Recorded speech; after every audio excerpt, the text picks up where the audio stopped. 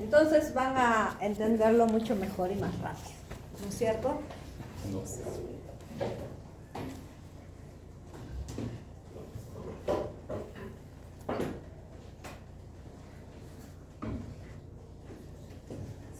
Listo, ya. Entonces, la enfermedad parasitaria que vamos a estudiar hoy día, de la cual vamos a hablar hoy día, es malaria.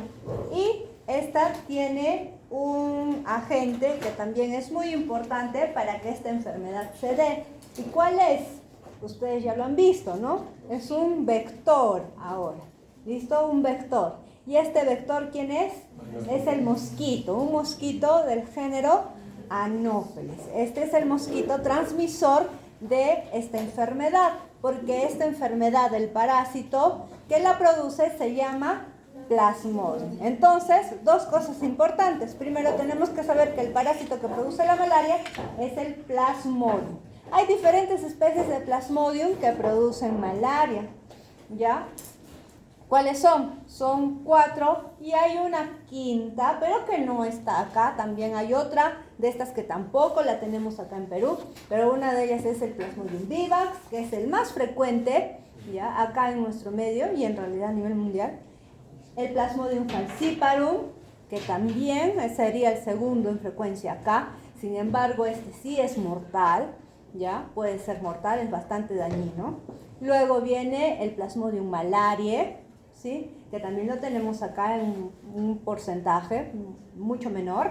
Y tenemos también el Plasmodium ovale, pero ese es más de África, de Europa, no lo tenemos acá. Y al final, por último, tenemos uno que recién está apareciendo y que sería el Plasmodium knowlesi. Ya, pero este Plasmodium knowlesi, en realidad todas estas especies, la malaria es del humano, ¿ya? Solo es del humano. Sin embargo, en este Plasmodium knowlesi solo es en el suroeste o sureste asiático, nada más está allí, pero esta malaria era de los monos, de los simios allá, pero ahora se está viendo también casos en humanos, ¿listo? Pero las demás son solo de humanos, ¿ya? Entonces, para que lo tengan.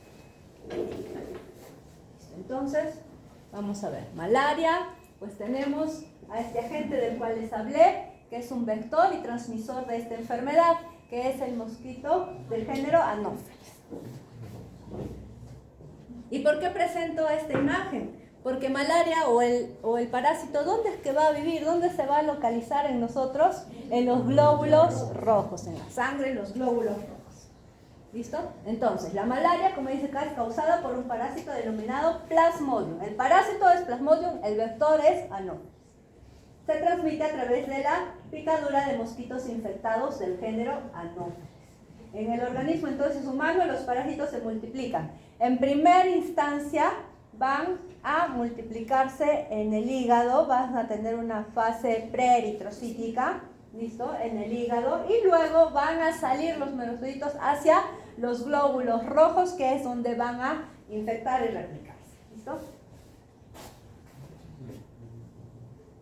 Entonces ya sabemos que el parásito es un protista, ¿no? Del género Plasmodium. Y acá tenemos las diferentes especies de las cuales ya les había hablado. Plasmodium vivax, la más frecuente, Plasmodium falciparum, Plasmodium malariae, que son los tres que tenemos acá en nuestro medio, ¿ya?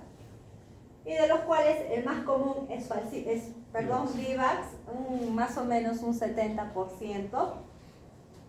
Y luego tenemos otros dos, este, el Plasmodium ovale, y por último, este que recién se está viendo, y como les decía, todos estos son de humanos, y este estaba en los simios del sureste asiático, pero ya se han encontrado algunos que también están infectando al hombre. ¿Listo? Entonces vamos a hablar prácticamente de los tres primeros que tenemos en nuestro medio. ¿Cuáles son los más frecuentes? El Plasmodium vivax y Plasmodium falciparum, ¿no? Sin embargo, Plasmodium falciparum es mucho más mortal, mucho más dañino, causa mayor patología. Morfológicamente se pueden diferenciar las 5 especies de Plasmodium cuando se observan en preparaciones coloreadas, que es lo que vamos a observar y que vamos a ver cómo se puede realizar el diagnóstico, que en realidad el diagnóstico es fácil, porque no tiene casi ningún costo, es un frotis de sangre y una gota gruesa, ¿no? Que varios laboratorios lo podrían hacer. Acá están las diferentes especies de las cuales hemos hablado y Plasmodium knowlesi, la última, ¿no? Que está en el sureste asiático, pero como les decía era también de simios y ahora se está viendo en personas. En cuanto a la morfología de este parásito, de este Plasmodium, en general de este género Plasmodium, ¿qué formas vamos a encontrar de este parásito? Tenemos tres formas. La forma de trofozoito, ¿listo? La forma de esquizontes, ¿ya? Y estos esquizontes, ¿qué van a tener dentro? Merozoitos. Entonces vamos a acordarnos un poquito de las clases pasadas de los parásitos anteriores, ¿no es cierto? Y tenemos también las formas de gametocitos. Entonces este parásito va a tener una reproducción tanto asexual como sexual. Y las formas parasitarias que vamos a encontrar y que las vamos a poder observar en las láminas o en los frotis que vamos a hacer para el diagnóstico van a ser trofozoitos, esquizontes que dentro van a tener los merozoitos, ¿no es cierto? Y también gametocitos. Entonces vamos a hablar primero de la morfología de trofozoitos. Estos constan de dos partes. Tienen un citoplasma, ¿listo? Un citoplasma que se colorea de azul y un núcleo cromatina que se colorea de rojo. Entonces, si ustedes ven acá, tenemos un frotis de sangre periférica y tenemos, ¿qué es esto? Un glóbulo rojo, ¿no es cierto? Esto es un glóbulo rojo. Y acá, ¿qué tenemos? Esto es como un anillo, ¿no es cierto? En realidad los trofozoitos pueden ser anulares cuando son inmaduros, pero después ya son medios ameboides cuando están madurando, ¿ya? Entonces este es un trofozoito, es anular, como un anillito, acá tienen su núcleo, ¿no? Y su citoplasma. Sin embargo, esta forma o este espacio está formado por una vacuola, por eso lo ven así como algo que no existiera, ¿no es cierto? Pero es una vacuola. ¿Ya? Entonces estos son trofozoitos. ¿Cuántos trofozoitos hay en este hematie? Pues hay 4. ¿Listo? En los parásitos jóvenes entonces el citoplasma tiene forma de anillo, anular, pero en los adultos tiene una forma más ameboide. ¿Ya? Entonces estos son trofozoitos jóvenes y estos son trofozoitos más maduros, ¿no? Esta forma también es de trofozoito, sin embargo tiene una forma más amorfa, no más ameboide. ¿Listo? El eritrocito parasitado, en realidad por estos Plasmodium, va a presentar algunas granulaciones, que las estamos observando también acá. Y estas granulaciones van a tomar diferentes denominaciones de acuerdo al parásito que esté provocándoles. En este caso, Plasmodium vivax y Plasmodium ovale, los gránulos que vamos a poder observar en el hematie son denominados gránulos de Schüffner. Y los gránulos o las granulaciones que se encuentren en los hematies de Plasmodium falciparum se llaman gránulos de Maurer. Los gránulos de Maurer que presenta el Plasmodium falciparum pues son más irregulares, ¿no? Sin embargo, los gránulos de Schüffner que se encuentran en Plasmodium vivax son más regulares, más puntiformes. Entonces acá tenemos un hematie en el cual podemos ver a 4 trofozoitos.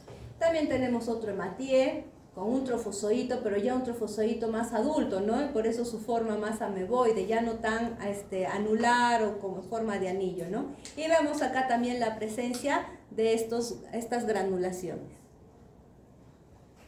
Entonces, de la primera forma que hemos hablado es del trofozoito. La segunda vendría a ser el esquizonte, ¿ya? Y este esquizonte presenta 2 o más masas de cromatina según el grado de maduración. ¿Qué tienen los esquizontes? Merozoitos, ¿no? ¿Por qué? Porque este parásito se está multiplicando y dentro está formando varios núcleos que luego se van a llenar de citoplasmas y luego van a salir, ¿no? Y todos estos que están dentro del esquizonte son los merozoitos, que van a salir de este esquizonte para invadir nuevas células. Ahora, tenemos que ver estos esquizontes maduros, al terminar de dividir su cromatina, están constituidos por un cúmulo de merozoitos. Y estos también presentan un pigmento, que es el pigmento malárico, ¿ya? El pigmento malárico de color café en la parte central del parásito. Este pigmento malárico lo vamos a ver tanto en los esquizontes como también en los gametocitos, ¿ya? Pero es este pigmento malárico que es como de color café, amarillo, es producto del metabolismo de este parásito. Ahora, hay que tener en cuenta que en las infecciones por Plasmodium falciparum solo se observan esquizontes circulantes en casos muy severos, ¿ya? Entonces, en todos los Plasmodium, sea vivax o malaria, podemos encontrar esquizontes en el protis, en el sangre periférica, ¿no es cierto? Sin embargo, Plasmodium falciparum casi no se encuentran esquizontes, ya no vamos a encontrar esquizontes en la lámina y lo vamos a ver igual en las láminas que vamos a observar, no vamos a encontrar esquizontes, salvo que sea un caso muy severo, donde el paciente se esté muriendo, ahí de repente podamos encontrar esquizontes, ¿ya? Pero en Plasmodium falciparum lo que vamos a encontrar en sangre van a ser trofozoitos y van a ser gametocitos. En ese caso, estos son los esquizontes. Acá tenemos hematíes que no están infectados, ¿no? Y acá tenemos un hematíe en el cual tenemos la presencia de un esquizonte. Y este esquizonte, ven ustedes estos puntitos azulitos, que ven ahí bastante gruesos, ¿no? En este caso, estos serían los merozoitos. Entonces acá tenemos este esquizonte, que sería la segunda forma que vamos a ver de este parásito. Los merozoitos, de los cuales ya hemos hablado, salen del esquizonte maduro, ¿no? Por ruptura del eritrocito para luego entrar cada uno a un nuevo eritrocito. Son los que van a invadir a nuevos eritrocitos, ¿no? Los que van a salir y van a invadir a nuevos eritrocitos. Y por último tenemos a los gametocitos. Estos gametocitos prácticamente ocupan todo el eritrocito, todo el hematíe que están infectando, ¿ya? Constan de un citoplasma voluminoso azul que contiene también pigmento malárico. La cromatina se encuentra como una masa única, algunas veces difusa, según el sexo del gametocito, no sea masculino o femenino, ya sea microgametocito o macrogametocito. Estos gametocitos son redondeados en realidad, entonces casi ocupan todo el glóbulo rojo. Sin embargo, los gametocitos, y es una diferencia en la cual podemos, muy buena que nos ayuda para diferenciar al Plasmodium falciparum, es que Plasmodium falciparum en su forma de gametocitos tienen una forma de alargada, una forma como de bananita, ¿ya? Entonces, como dice acá, todos los gametocitos de las otras especies son redondeados, a excepción del Plasmodium falciparum, que tiene una forma alargada. Entonces, acá tenemos también una imagen en la cual podemos observar estos gametocitos, ¿no? Tenemos acá, igual como ustedes pueden ver acá, glóbulos rojos, ¿sí? Glóbulos rojos que no están infectados, pero acá tenemos un glóbulo rojo que sí está infectado y prácticamente todo el glóbulo rojo está tomado por este parásito, ¿no? Y este es un gametocito. Acá también tenemos un gametocito, como están viendo acá, ¿no? Este es un diagrama y acá sí lo vemos en una imagen de microscopio. Sin embargo, acá Plasmodium falciparum es el único que la forma de gametocitos las tiene alargada, ¿no es cierto? Como en forma de una bananita, de un platanito.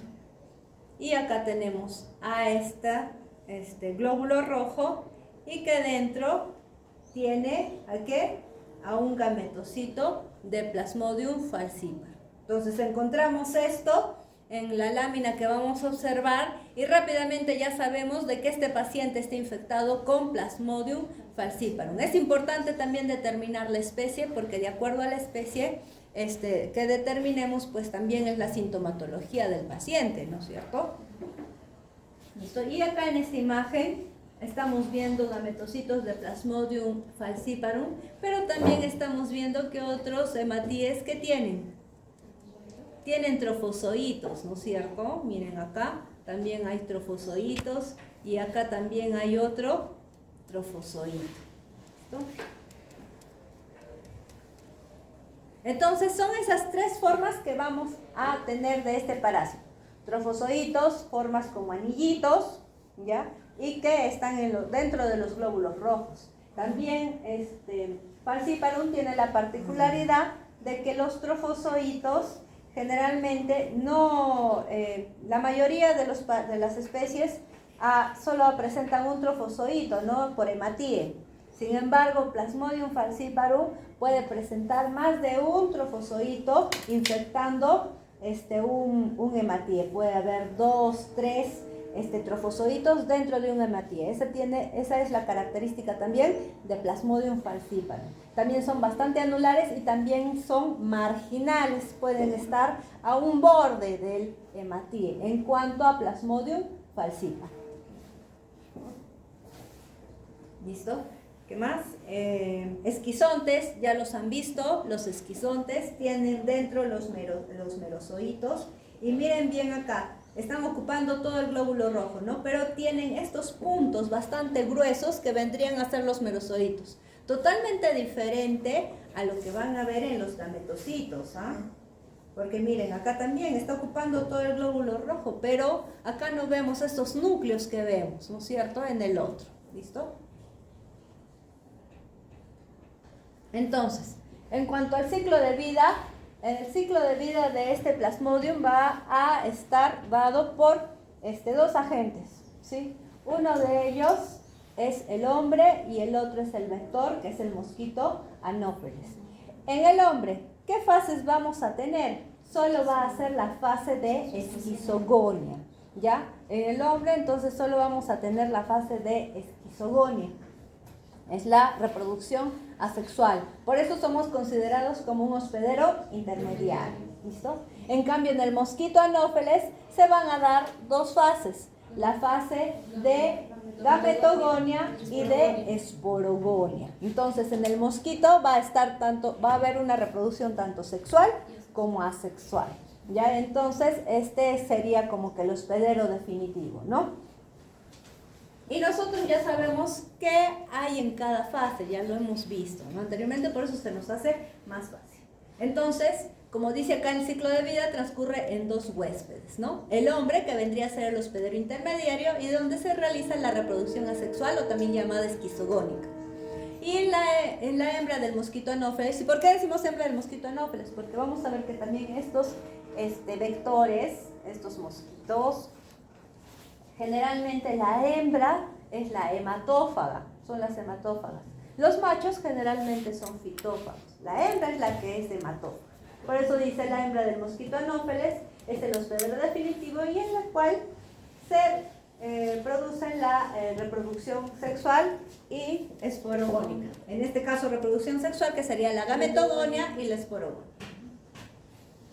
Entonces vamos a hablar acerca del mosquito primero. Primero tenemos el ciclo esporogónico. ¿Dónde es que se produce? En el mosquito, ¿no es cierto? Y el ciclo esporogónico se efectúa entonces en las hembras del mosquito Anopheles, que se infectan al ingerir ¿qué? Este mosquito se debe infectar cuando pique a una persona que está infectada, ¿no es cierto? Y esta persona que está infectada, ¿dónde es que tiene los parásitos? En la sangre, ¿no es cierto? ¿Y qué es lo que va a chupar el mosquito cuando pique? Sangre, pues, ¿no? Y ahí se va a llevar a los parásitos. Entonces, se infectan al ingerir sangre que tenga los parásitos en su estadio de micro y macrogametos. Se va a... el estadio infeccioso, ¿cuál sería? Los gametocitos, ¿no? Los micro y los macrogametos, que va a ingerir o va a succionar cuando pique. Estas formas sexuadas entran en el estómago del mosquito. Los los microgametocitos comienzan un proceso de exflagelación, originando formas flageladas, ¿ya? Móviles llamadas microgametos, que buscan las células femeninas para fecundarlas. Entonces, ¿qué es lo que van a buscar? A los macrogametos, ¿no es cierto? Entonces, micro y macrogametos se van a fusionar y van a formar un ooquineto, así es llamado, un ooquineto, el que penetra la pared del mosquito, del estómago del mosquito, y se coloca entre las células epitelial y muscular para al final transformarse, ¿qué? En un ooquiste. Entonces, ¿con qué se va a infectar el mosquito? Al ingerir estos gametocitos, ¿no es cierto?, que están en este hombre que está infectado, ¿ya? Estos gametocitos luego se van a transformar en micro y macrogametos, se van a fusionar, van a formar el ooquineto y luego este ooquineto va a transformarse en un ooquiste, ¿sí? Este ooquiste que va a estar entre las capas epitelial y muscular, ¿no?, del estómago del mosquito para transformarse. En el interior del ooquiste ocurre entonces la división del núcleo y citoplasma para formar los esporozoitos. ¿Listo? ¿Se acuerdan que la fase esporogónica que estudiábamos, en qué terminaba? En la formación de esporoquistes con esporozoitos, ¿no? Entonces también esta fase esporogónica termina en la formación de estos esporozoitos. Entonces estos esporozoitos se van a liberar, ya se van a liberar dentro de este mosquito. ¿Y dónde es que se van a ir a localizar? Primero estaban en el estómago del mosquito, ¿no es cierto? Luego estos esporozoitos van a ir ¿hacia dónde? Se van a liberar y van a ir hacia las glándulas salivares. Entonces estos esporozoitos se van a localizar en las glándulas salivares del mosquito, donde permanecen hasta ser inoculados al hombre durante una nueva picadura. La duración del ciclo en el mosquito entonces varía entre unas 7 a 14 días. Entonces, ¿con qué se va a infectar el mosquito? Al picar a una persona que esté infectada. ¿Qué es lo que va a ingerir? Estos gametocitos, ¿no? Estos gametocitos luego van a seguir esta reproducción sexual, formando ¿qué? Formando al final un ooquiste, ¿no? Micro, macrogametocitos, ooquineto, ooquiste, y este ooquiste ya ahí vendría la fase sexual, ¿no es cierto? La primera fase sexual que ocurre en el mosquito. Y luego de este ooquiste, ¿qué es lo que se va a formar? Esporozoitos al final dentro, que vendría a ser la fase esporogónica, ¿no es cierto? Y estos esporozoitos van a ir a localizarse hacia las glándulas salivares, esperando a que el mosquito pueda picar a alguien y esto salir en el inóculo. Entonces acá tenemos el ciclo del sexual del mosquito, ¿no es cierto? Sexual y asexual. ¿Cómo es que se infecta el mosquito? Acá está, ¿no? El mosquito ingiere entonces gametocitos de la sangre de una persona infectada, ¿no es cierto? Acá están los gametocitos, ¿sí? Y estos gametocitos luego van a formar micro y macro gametocitos. El microgametocito es flagelado, ¿no? Flagelado. Y luego van a formar a micro y macrogametos que se van a juntar y van a formar un cigoto que luego va a transformarse en un ooquineto y un ooquiste, ¿no? Sin embargo, este ooquiste luego va a desarrollar dentro esporozoitos. Estos esporozoitos se van a liberar, van a ir a las glándulas salivares del mosquito, y el mosquito al final, ¿cómo es que va a infectar al hombre? Al inocularle estos esporozoitos. ¿Listo? Entonces ya está comprendida esta fase que pasa dentro del mosquito. Acá tenemos, ¿no?, los esporozoitos que van a migrar hacia las glándulas salivares de este mosquito anófeles.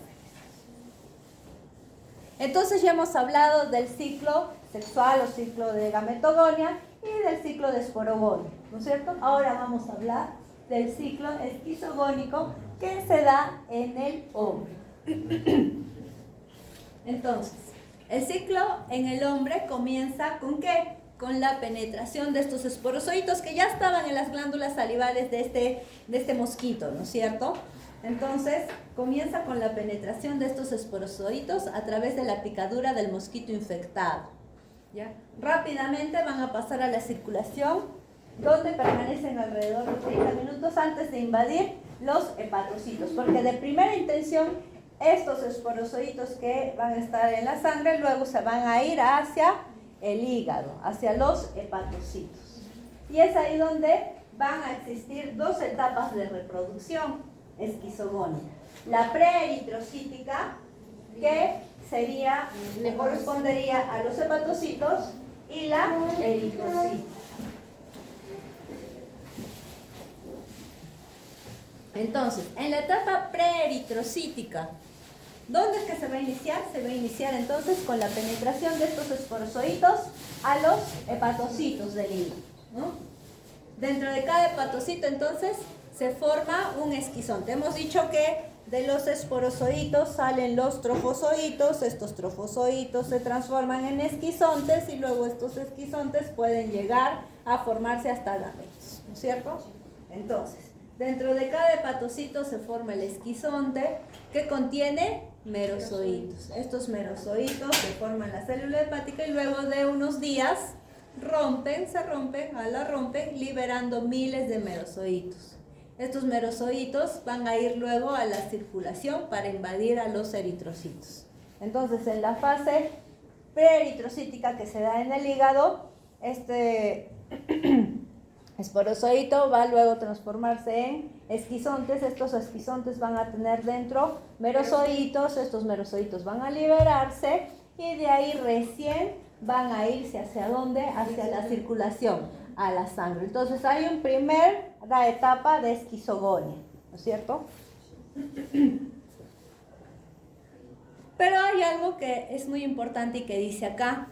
Estos merozoitos tisulares, o en Plasmodium vivax y ovale, también en malaria, algunas formas tisulares se desarrollan muy lentamente en el hígado y pueden permanecer latentes por varios meses o años, que se considerarían como hipnozoitos.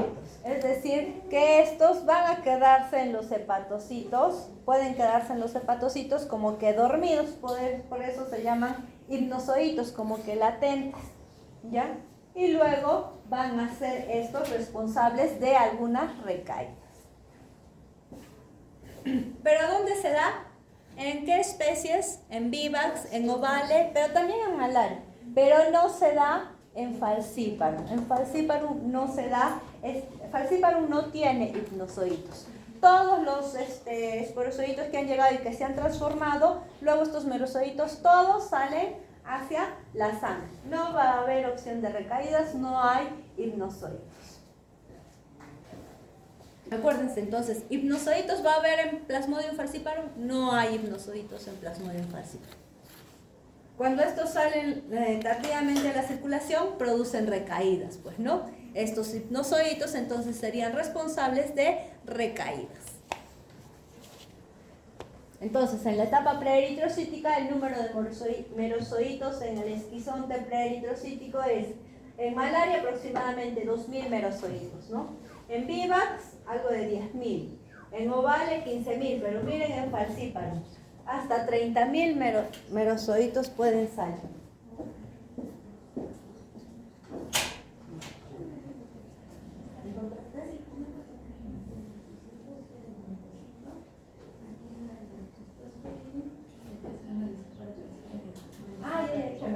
Ya, gracias.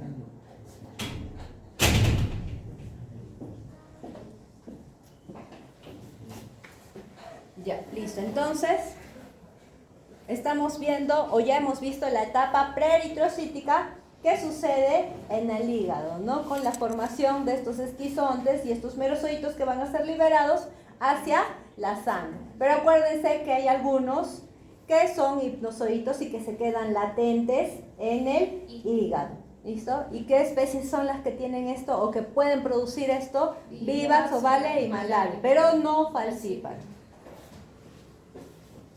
Luego tenemos, aparte de la etapa preeritrocítica, tenemos la etapa eritrocítica.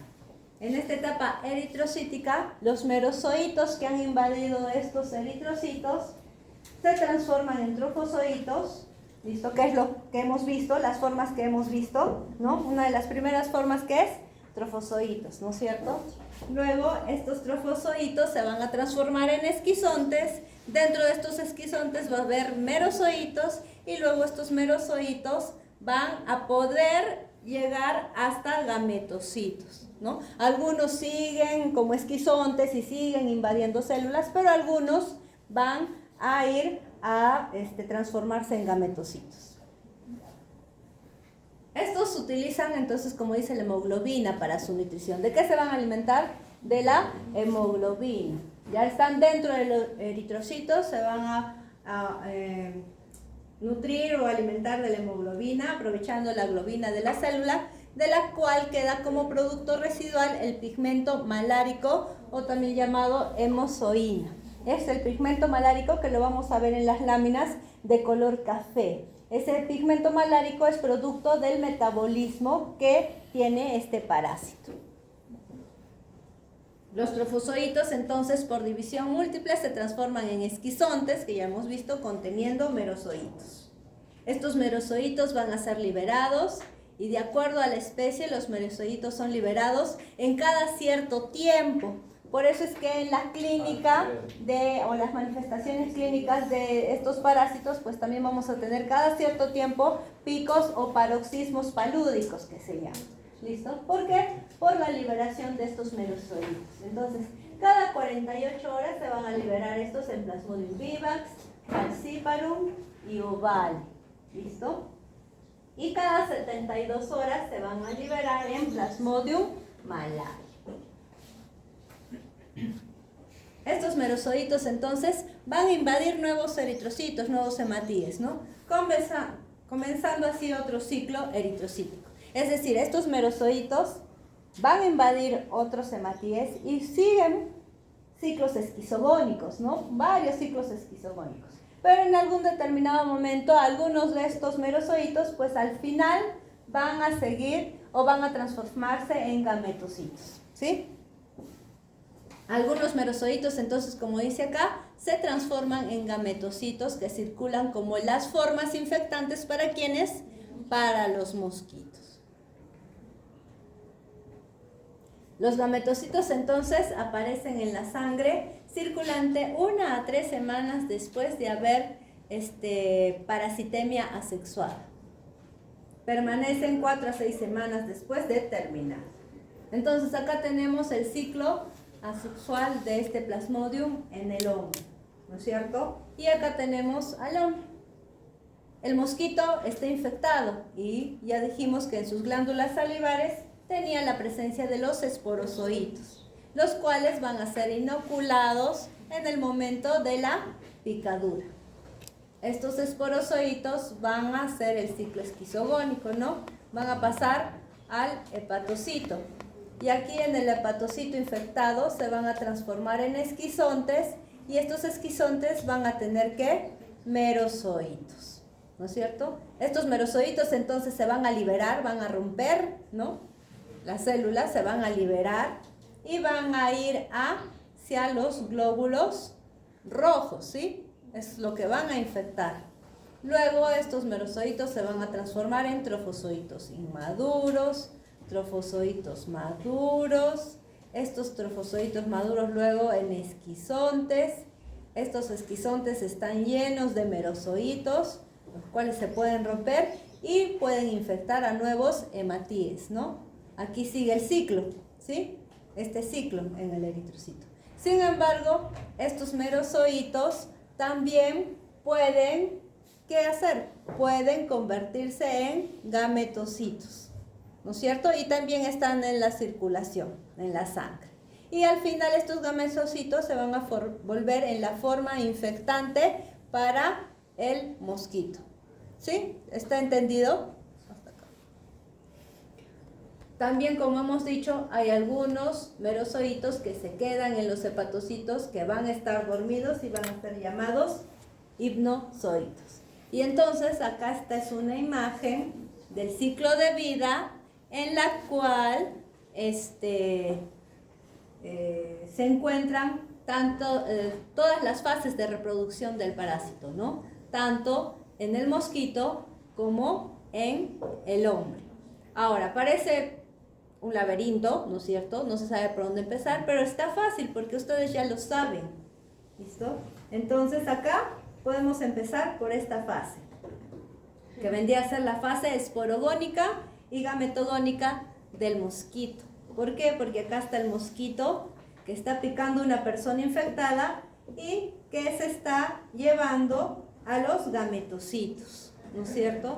Estos gametocitos que se van a volver en ooquineto y en ooquiste, y que dentro de estos van a formarse los esporozoitos. Hasta acá vendríamos a tener la fase gametogónica y luego la formación de esporozoitos vendría a ser la fase esporogónica, ¿no es cierto? Entonces este mosquito ya dentro va a tener a estos esporozoitos dentro de sus glándulas salivales. Y una vez que pique a una persona, va a inocularle estos esporozoitos. Que hemos dicho que estos esporozoitos en un primer momento van a ir a buscar los hepatocitos, ¿sí? A estos hepatocitos. A estos hepatocitos van a ir a buscar y luego se van a transformar en esquizontes. Estos esquizontes dentro van a tener merozoitos y van a ser luego estos liberados. Y van a llegar hacia las células sanguíneas, en este caso los hematíes. Y dentro de estos hematíes van a transformarse en trofozoitos, en esquizontes que tienen merozoitos. Algunos van a seguir este ciclo, ¿no es cierto? Y otros merozoitos se van a transformar en gametocitos que van a estar circulando en la sangre y de los cuales van a ser la forma infectante para el mosquito. Y así terminamos todo el ciclo de este plasmodio. Doctora, una pregunta. Entonces también podría decir que la primera parte de la gametogónica se puede dar en el humano, o sea, sería verdadero sin esto. En realidad no, porque la gametogonia termina en un cigoto y ahí no tenemos todavía, solo tenemos gametocitos, pero la fase sexual se da en el mosquito, porque ahí se van a juntar y ahí van a formar el cigoto. En el hombre no forman el cigoto. La fase gametogonia termina en la formación del cigoto. Pero entonces, ¿cuál sería la forma infectante para el mosquito? La forma infectante para el mosquito son los gametocitos. Ajá, sí. Eritrocito con más de microgametocito. Claro, con los gametocitos. Los gametocitos están, en realidad nosotros en la sangre, ¿qué tenemos? Tenemos las tres formas. Tenemos trofozoitos, tenemos esquizontes y tenemos gametocitos, ¿ya? Y la forma infectante para el mosquito van a ser los gametocitos. ¿Listo? Es que estos gametocitos tienen que estar dentro del eritrocito. Todos, tanto trofozoitos, esquizontes como gametocitos, se encuentran dentro del glóbulo rojo, dentro de la hematía. Ahí es donde viven, ahí es donde se localiza este parásito. Ahí vive, está dentro de un hematí. ¿Listo? Entonces, cuando el mosquito succiona la sangre, ¿qué se lleva? A los gametocitos, ¿no? Ahí recién se va a producir lo que decía su compañera, recién se va a producir la reproducción sexual, porque estos gametocitos recién ahí se van a juntar y van a formar el cigoto y el ooquineto y el ooquiste. Recién. Y después este ooquiste va a formar al final, dentro también del mosquito, esporozoitos, completando la fase esporogónica. Y cuando ingresa donde nosotros, que la forma infectante para nosotros serían los esporozoitos, van a tener la forma o la reproducción asexual o también llamada esquizogónica, donde hay producción o formación de merozoitos al final, ¿no es cierto? Estos merozoitos pueden seguir infectando glóbulos rojos, pero también algunos pueden ir hacia la formación de gametos. ¿Listo? Doctora, hasta ahí queda en nosotros. Doctora, y en la fase de gametos, ¿hay un tiempo máximo que puede vivir el parásito dentro? El parásito va a estar como unos días, ¿ya? Sí, sin embargo, dentro de los hematíes van a tener un cierto tiempo, pero acuérdense de que en algunos están los hipnozoitos, que pueden permanecer por mucho tiempo ahí dormidos y luego salir nuevamente y poder hacer recaídas. O sea, la aclaración va por la pregunta de un paciente que no tiene sintomatología, es infectante, o sea, puede contagiar a los hijos. Claro, si el paciente está en la sangre, tiene a los gametocitos, sí va a poder ser infectante. Entonces, ¿cuándo más o menos viven esos gametocitos ahí? El paciente va a ser infectante, pero en algunos días o de repente un mes o mientras dure la replicación. Y que también el paciente, no es que los pacientes van a ser asintomáticos, los pacientes también son sintomáticos, producen crisis palúdicas, producen todo ello. Principalmente en la crisis, porque como se tiene que ir por triadas, por tetradas. ¿No? La crisis es cuando salen los merozoitos, pero hay gametocitos circulando en la sangre. Siguen los gametocitos circulando en la sangre. Una persona podría contagiar a partir de la primera encefalía. Claro, ya con la formación de gametocitos, que más o menos son unos 15 días después de que se ha infectado, ya podría contagiar, porque en la sangre ya tiene gametocitos. Doctora, en una imagen vi que decía criptozoito. ¿Ese sería el merozoito que sale del hígado? Claro, son los que están allí, los hipnozoitos en realidad, que están como que latentes en el hepatocito. Listo, entonces ya hemos visto el ciclo de este parásito, tanto la fase esquizogónica que se da en el hombre, como la fase esporogónica y gametogónica que se da en el mosquito. Ahora vamos a ver la patogénesis. Primero hay un daño destructivo. A nivel hepático, primero, ¿no? Porque es lo que primero invade. ¿Ya? El daño entonces es progresivo y puede llegar a la insuficiencia, especialmente en infecciones por Plasmodium falciparum, que hemos dicho que es la más mortal y la más maligna. A nivel del vaso puede haber una esplenomegalia, y a nivel del eritrocito, ¿qué puede haber? Primero tenemos que ver que todas las especies de Plasmodium dañan los hematíes, son donde van a estar localizados. ¿Ya? Plasmodium falciparum afecta a los eritrocitos de todas las edades. ¿Qué quiere decir? Plasmodium falciparum no va a discriminar si es un eritrocito joven, si es un eritrocito senescente o maduro o ya viejito, por así decirlo, sino que va a infectar a todos. ¿Listo? Plasmodium falciparum infecta a todos los eritrocitos, ya sea jóvenes, inmaduros, adolescentes, a todos. Entonces, por eso va a dar lugar a una parasitemia más elevada y mayor daño de hematíes. En cambio, Plasmodium vivax, ¿qué es lo que infecta más? Infecta hematíes jóvenes, hematíes grandes, hematíes jóvenes. Y malaria, ¿qué es lo que infecta más? Hematíes maduros o senescentes, ¿no? Y a los viejitos que son más chiquitos.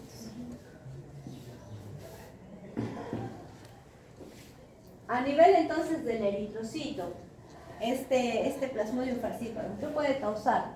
Puede causar pérdida de elasticidad de este eritrocito. Entonces, cuando pasa por la microcirculación, pues no va a poder deformarse y no va a poder pasar y va a producir ¿qué? Se va a romper. ¿Y qué produce? Hemólisis, ¿no es cierto? Entonces, hay una pérdida de elasticidad. También hay una citoadhesividad. Debido a que los eritrocitos pierden su carga eléctrica, hay un aumento de adherencia al endotelio capilar, produciendo entonces pequeños trombos y obstrucciones. Por eso también se pueden dar casos de trombosis, ¿no? Entonces, primero que puede causar hemólisis, puede causar trombosis también, ¿no? Por esta pérdida de la carga eléctrica. Entonces ya no están en la luz, ¿no? Sino que se pegan al endotelio y pueden producir pequeños trombos o microtrombos y obstrucciones. Sobre todo en la microcirculación, ¿no? En la microvasculatura. También hay un aumento de la fragilidad que ya hemos dicho, ¿no? De estos hematíes produciendo la hemólisis. Y esto ayuda a que el transporte de oxígeno, pues entonces, sea disminuido. A nivel de otros órganos, Plasmodium falciparum es el que mayor daño produce. Usa para ingresar glicoforinas y también ácido ciálico. Así ingresa hacia los hematíes, hacia las células. ¿Qué otros órganos puede afectar Plasmodium falciparum? puede causar edema cerebral, puede causar insuficiencia renal, puede causar edema pulmonar, puede causar insuficiencia hepática. Entonces, no solo va a causar hemólisis, sino que también puede ocasionar en diversos órganos problemas. Por eso es que es más mortal. También hay un daño tóxico, ¿no es cierto? El glucosil o glicosil fosfatidilinositol estimula la producción entonces de citoquinas como el factor de necrosis tumoral, la interleuquina 6, la prostaglandina E2, y esto se traduce al final en fiebre, ¿no? Que es lo que va a causar. El parásito entonces también produce una autoinmunidad contra la médula ósea, lo cual va a ayudar a disminuir también la producción de glóbulos rojos. Entonces hay una hemólisis, hay una disminución de la producción de glóbulos rojos por esta autoinmunidad. También este daño tóxico por este glucosil fosfatidilinositol que estimula la producción de estas citoquinas, ¿no? Provocando luego la fiebre. Entonces ya vemos eso. Ahora, en cuanto a las manifestaciones clínicas, periodos de incubación, el Plasmodium vivax y ovale tienen un periodo de incubación de 10 a 17 días, Falciparum de 8 a 12 días y malaria de 27 a 40 días. Los últimos días de incubación, entonces, ¿de qué se van a caracterizar? De periodos prodrómicos, ¿no? Y los periodos prodrómicos pues son inespecíficos: cefalea, fotofobia, dolor muscular, anorexia y náuseas. Sin embargo, lo que tenemos y que es lo que más característico son las manifestaciones comunes, como son el paroxismo palúdico, ¿no? Y el paroxismo palúdico son fiebres, escalofríos, ¿no? Y que miren estas fiebres, ¿cuánto pueden llegar a tener? Entre 39 a 40, 41 grados de temperatura, ¿no? Escalofríos, entonces el paroxismo palúdico se caracteriza por escalofríos de duración de aproximadamente 15 minutos. El periodo febril, que puede llegar la temperatura hasta 41 grados durante 3 a 4 horas. Y si hay fiebre elevada, también el pulso se acelera, ¿no es cierto? Cefaleas, náuseas, y luego produce sudoración y la temperatura ya comienza a caer. Pero estos cuadros de paroxismo palúdico también van a ser periódicos, van a tener una periodicidad. Entonces la periodicidad de la fiebre es de 48 horas, como ya hemos dicho, en Plasmodium vivax, Plasmodium falciparum y Plasmodium ovale. Y la periodicidad de la fiebre de cada 72 horas es de Plasmodium malaria. Teniendo así, en este caso, o llamándose o conociéndose como las tercianas o las cuaternarias, ¿no? Pero las tercianas, ¿qué son? Las benignas, que son de vivax, y la maligna, que es de falciparum. Entonces, dentro de las manifestaciones clínicas que vamos a tener, anemia, ¿no es cierto? Ya hemos dicho por qué puede producirse la anemia. Por esta autoinmunidad, por esta hemólisis que causa, ¿no? La anemia entonces es intensa en falciparum, y en vivax y en malaria baja un poco la intensidad, ¿no? Falciparum siempre va a tener las manifestaciones más intensas. El vaso entonces también es palpable a la semana de la enfermedad. La esplenomegalia va disminuyendo a medida que aparece la inmunidad, ¿no? La respuesta del hombre frente a este parásito. En el caso del Plasmodium falciparum, como dice acá, el paciente corre riesgo de muerte si no se trata. Si no se trata, el paciente se muere. Las complicaciones agudas pueden incluir ¿qué?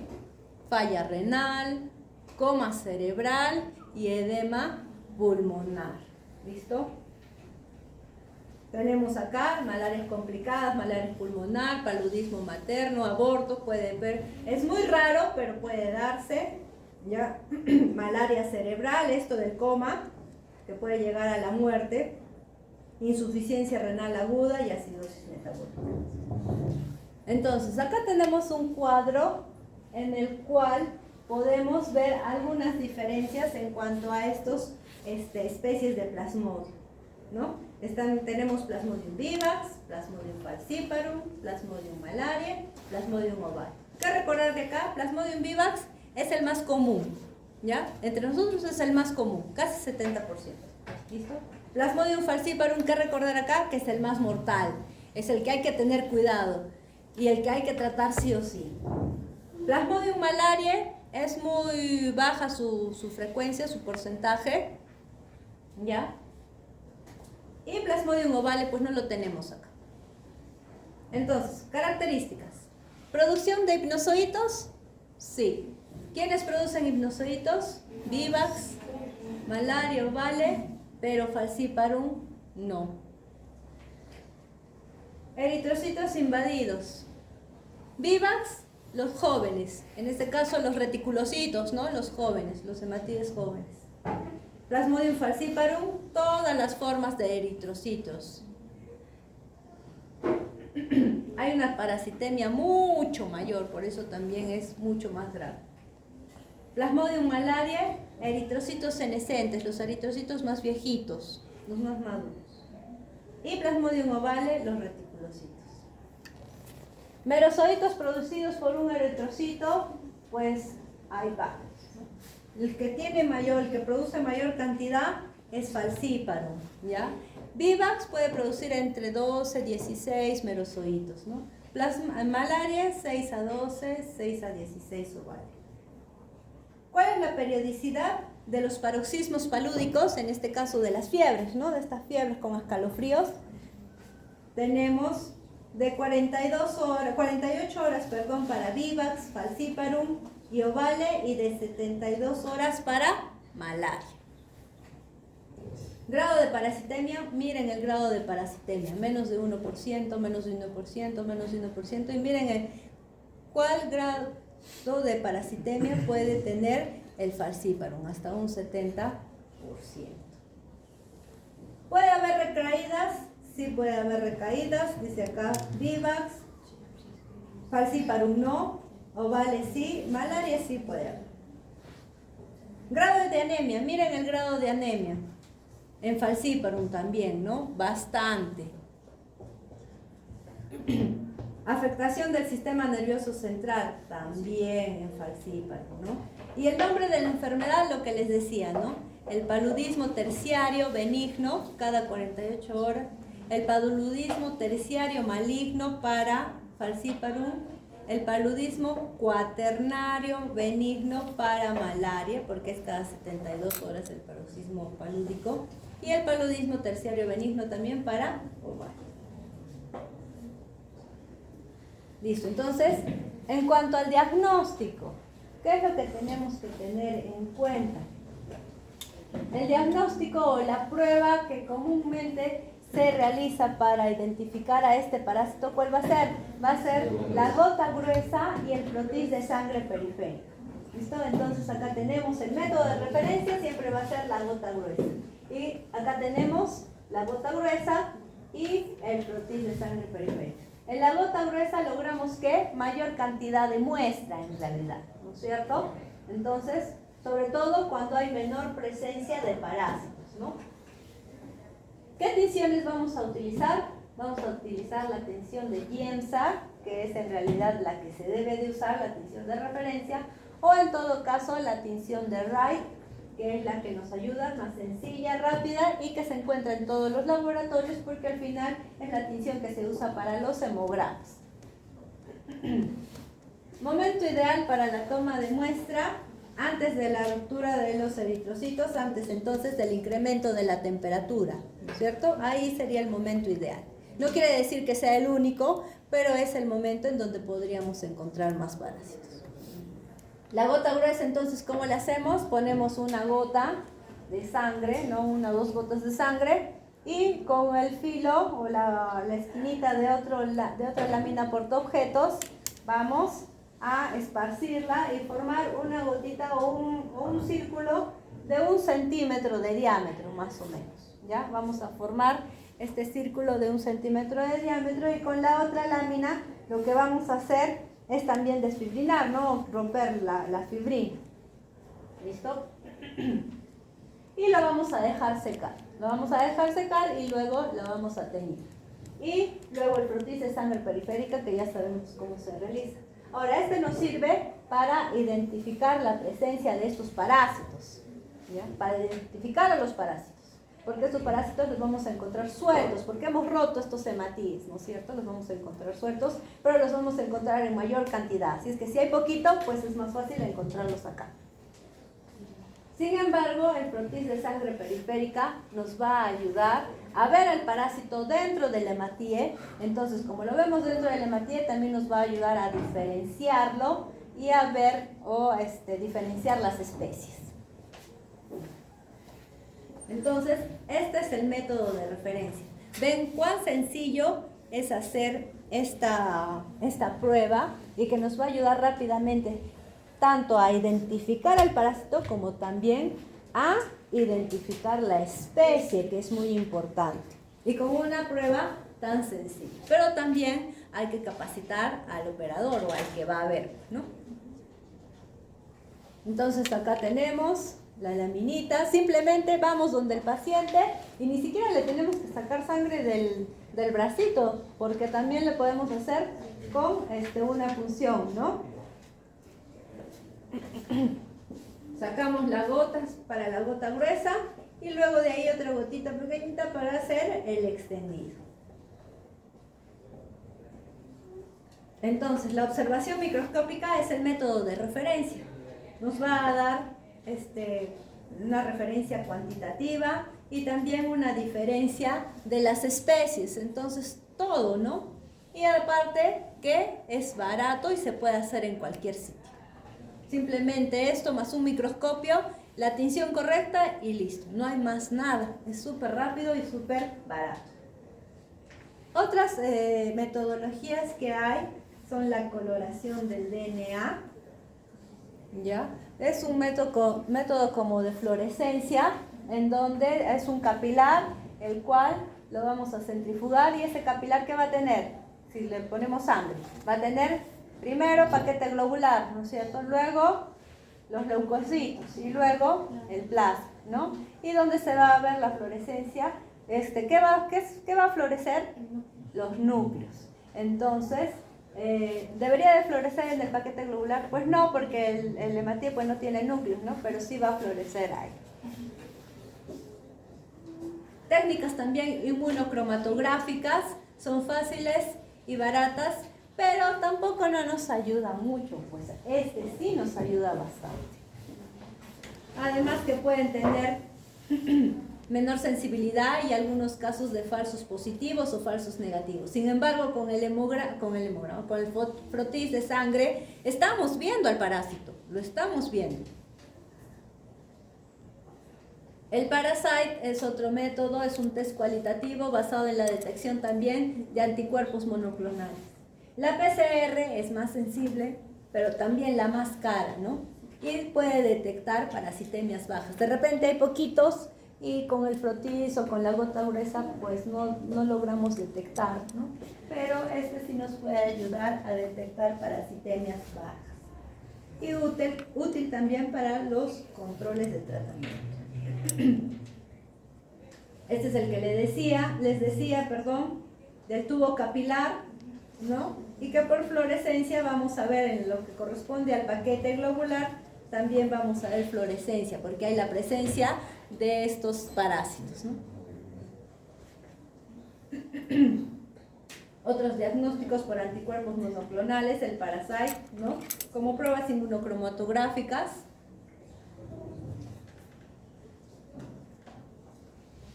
Y acá tenemos el PCR, también varios PCRs, anidados, semianidados, multiplex, donde podemos encontrar a estas especies de Plasmodium. Y tenemos acá algunas ventajas y desventajas de los principales métodos de diagnóstico, ¿no?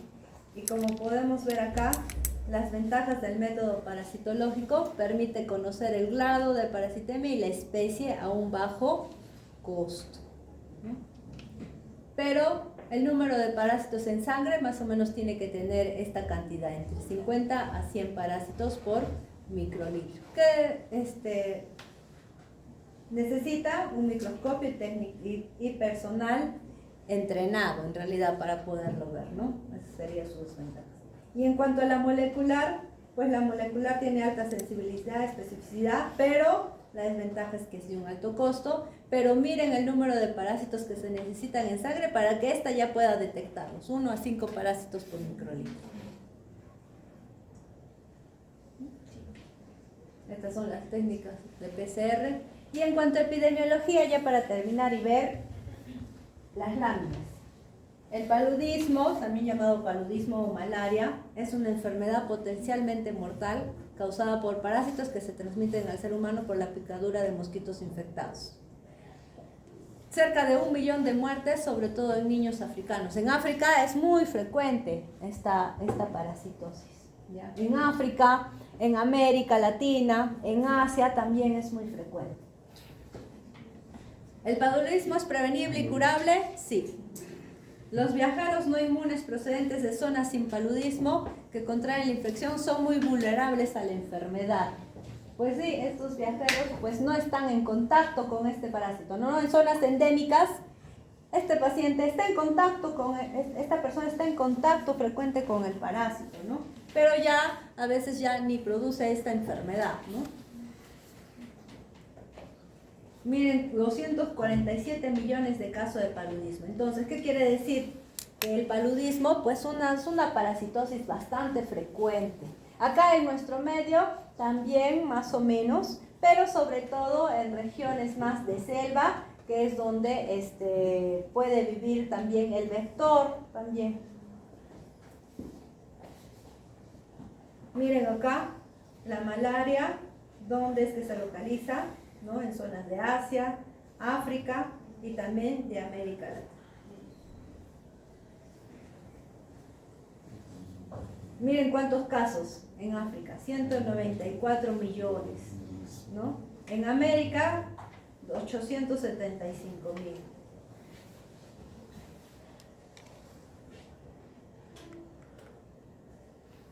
En Brasil, acá en nuestro medio, en América del Sur, pues Brasil tiene el mayor número de casos de malaria, ¿no? En el Perú, las zonas de alto riesgo afectan ¿qué departamentos? Piura, Tumbes, San Martín, Cajamarca, Amazonas, Ucayali, Madre de Dios, Loreto y Lambayeque. Son los departamentos más afectados por esta parasitosis. Los casos de malaria en el Perú, como les decía, en un 69% Plasmodium vivax, en un 30% falciparum y en un 1% malaria. Ahora, dentro de la epidemiología hay algunos factores genéticos que también van a contribuir a la susceptibilidad o a la resistencia de la infección por Plasmodium. Una de las causas de resistencia frente a este parásito pueden ser las anormalidades de las hemoglobinas, es decir, pacientes con hemoglobinopatías pues van a tener resistencia a la infección por estos parásitos, ¿no? Hemoglobinas S, C, alfa y beta talasemas, pues pueden tener resistencia frente a la infección de esta parasitosis. Entonces, las anomalías de hemoglobinas o las hemoglobinopatías, pues confieren una resistencia a esta parasitosis. La deficiencia también de esta enzima de la glucosa 6-fosfato deshidrogenasa da resistencia a la infección por Plasmodium falciparum. Entonces, pacientes que tengan deficiencia de glucosa 6-fosfato deshidrogenasa, pues no van a tener infección por este Plasmodium falciparum, da resistencia. Otra también es la prevalencia del antígeno DAFI en los eritrocitos.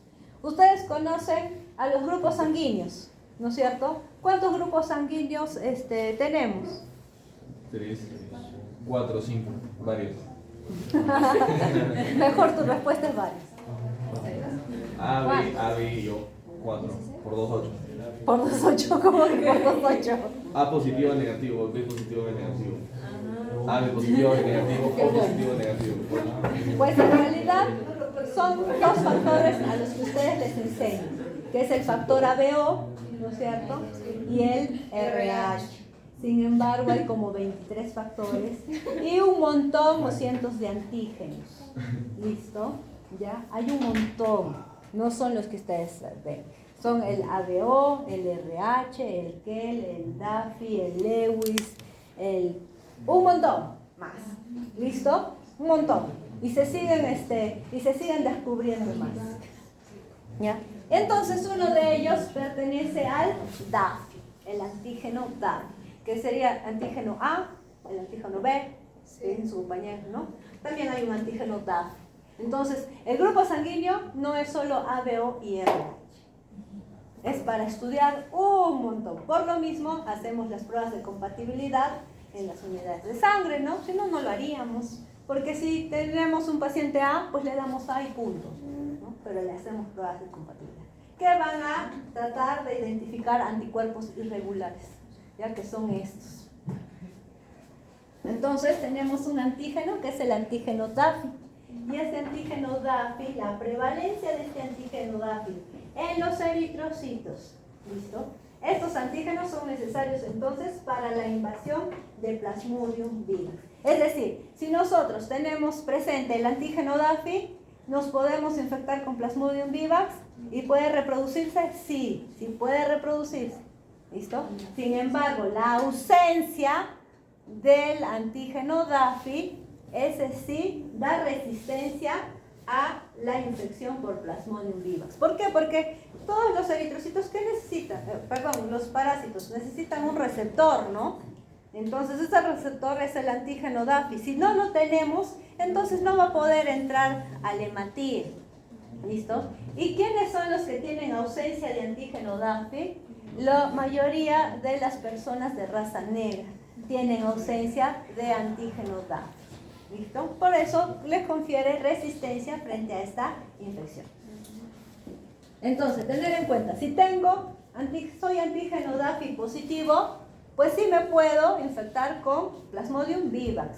Pero si no tengo el antígeno DAFI, el Plasmodium vivax no tiene cómo ingresar al hematíe, ¿no? No hay su receptor. Entonces, no ingresa, puede estar ahí, pero no se va a replicar, no se va a reproducir, ¿no es cierto? Entonces, le confiere resistencia. ¿Cuáles son los mecanismos de transmisión entonces de este parásito?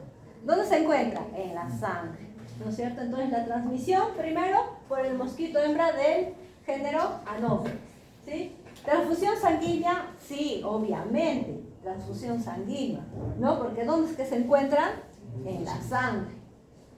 Adictos a drogas por vías parenterales que comparten jeringas o agujas, pues sí, ¿no? Igual. Transmisión transplacentaria, pues muy rara, pero podría. ¿Y qué es lo que podría producir un aborto?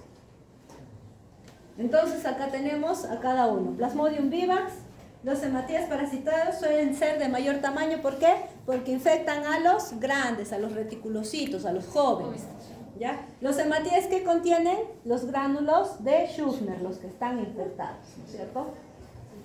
Las formas en anillos son de contorno fino y de tamaño considerable. Los gametocitos tienen forma redonda o ovalada. Y los esquizontes tienen numerosos merozoitos. 8, 16 merozoitos, ¿no?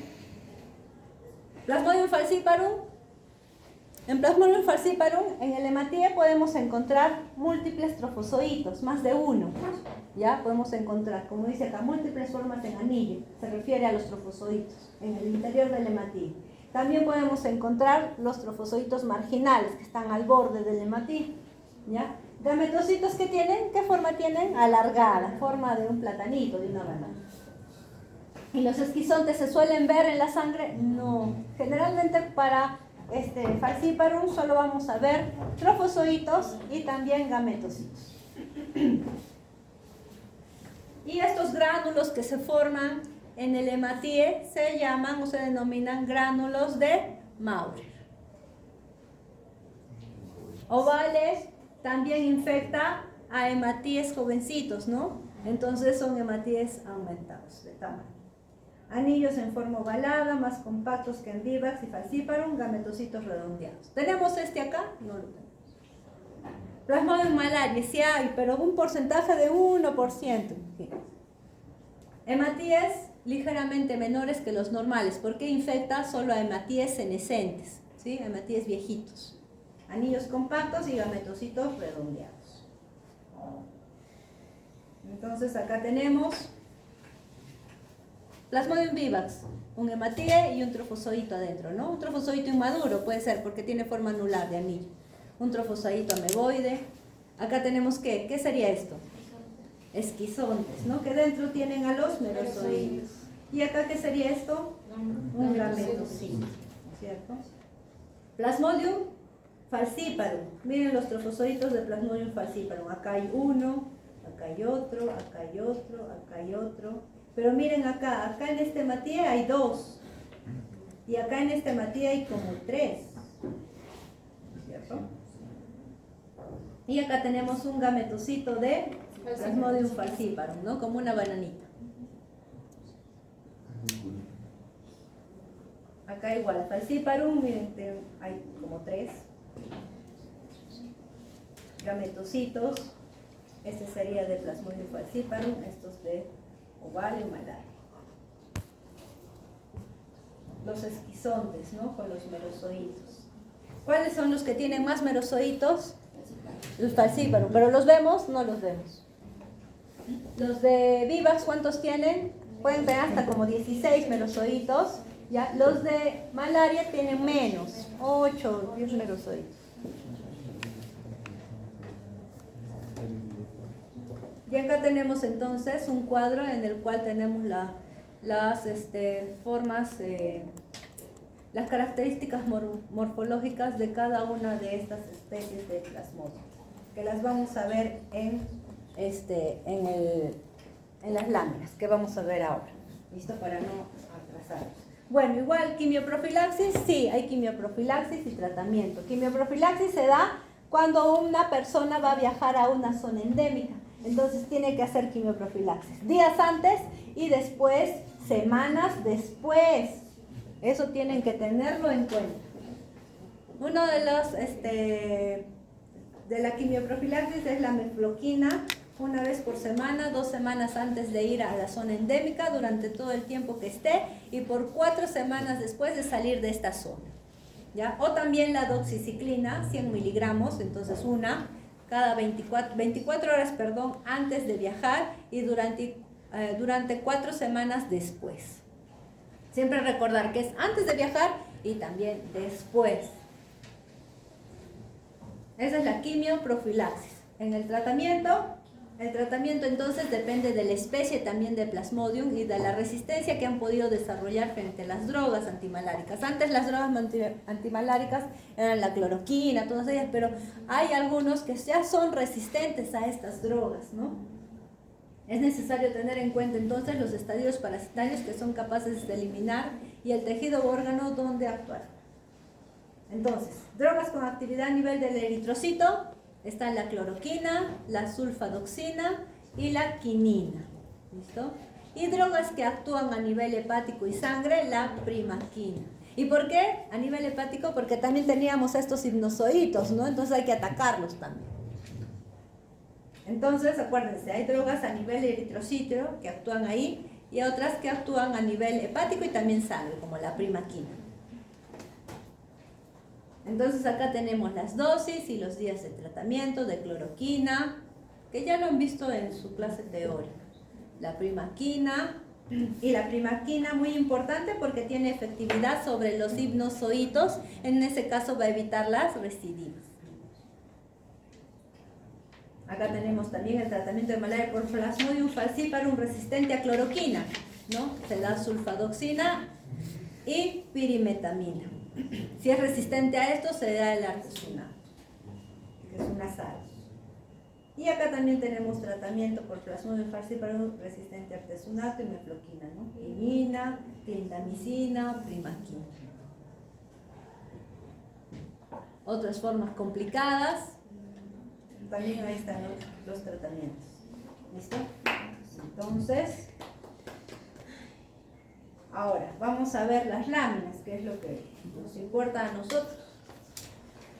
Una pregunta. Entonces, ¿Por qué en Falciparum al principio se dice que contiene más de 16 merosolitos, pero después más de 30 más? O sea, ¿cuál es la diferencia?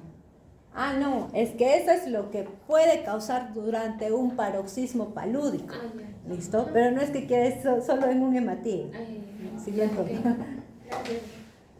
¿Han visto el grado de parasitemia que tiene? Un 70% más o menos. ¿Ya? Entonces, ¿qué recordar? La malaria es producida por el plasmodium, ¿no es cierto? El parásito es plasmodium, ¿ya? Y el vector es género Anopheles, el mosquito, un mosquito. Ya, este plasmodium, ¿cuántas especies hay? Recordar pues las 4 primeras, ¿no?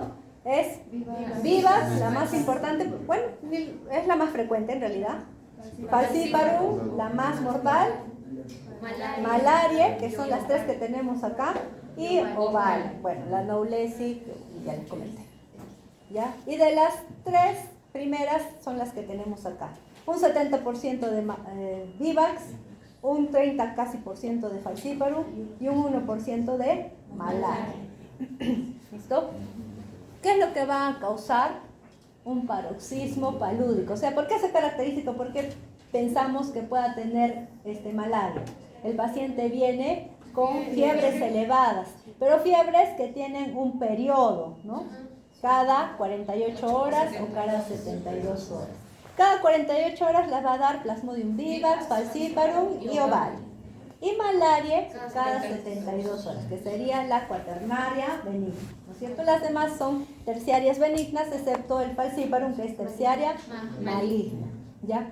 Todos los demás, los parásitos tienen recaídas, puede haber recaídas por la presencia de hipnozoitos, sí, excepto de Plasmodium falciparum, no tiene recaídas. Hemos visto que los ciclos de este parásito son 3, el ciclo esporogónico y gametogónico que se dan en el mosquito y el ciclo esquizogónico asexual que se da en el hombre, que por eso sería un hospedero intermediario, ¿no? ¿Cómo es que se infecta el mosquito?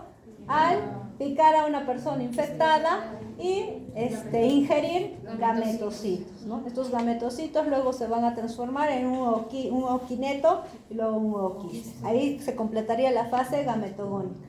Y luego este ooquiste se va a llenar de esporozoitos y estos esporozoitos, en ese caso sería la fase esporogónica. ¿Listo? Estos esporozoitos entonces van a ser al final la forma infectante para el hombre, ¿no? Porque estos mosquitos en las glándulas salivales van a estar estos esporozoitos. Estos esporozoitos se van a liberar cuando el mosquito pique a la persona a través de las glándulas salivales. Las glándulas salivales tienen como que sustancias anestésicas, pero también anticoagulantes, para que el mosquito pueda succionar la sangre también, ¿no? Entonces, los esporocitos van a llegar y en un primer momento se van a ir al hígado, al hepatocito, ¿no? Ahí va a haber una fase de esquizogonia, ¿no? Y luego estos merozoitos liberados se van a ir hacia la sangre, hacia los hematíes. Ahí puede haber ciclos esquizogónicos hasta que estos merozoitos algunos puedan convertirse en gametocitos y al final quedarse ahí para ser la forma infectante del mosquito. Importante que están en los hematíes, pero no solo afectan estos, ¿no? Afectan y producen ¿qué? Producen hemólisis, hay ictericias, ¿no? Producidas por las hemólisis. También hemos visto que pueden producir, estos pierden su carga eléctrica, los hematíes se deforman, se vuelven más frágiles, se rompen por esto mismo, y como se pierden su carga eléctrica también hay una citoadhesividad y estos pues se pueden pegar en el endotelio, no pueden estar libres y circulando, si no se pegan en el endotelio pueden provocar microtrombos y por eso también pueden provocar obstrucciones y también pueden provocar estas insuficiencias renal, insuficiencia hepática, insuficiencia, odemas pulmonares, coma cerebral, todo ello. Eso sobre todo en el falciparum. ¿Listo? Listo. Entonces, vamos a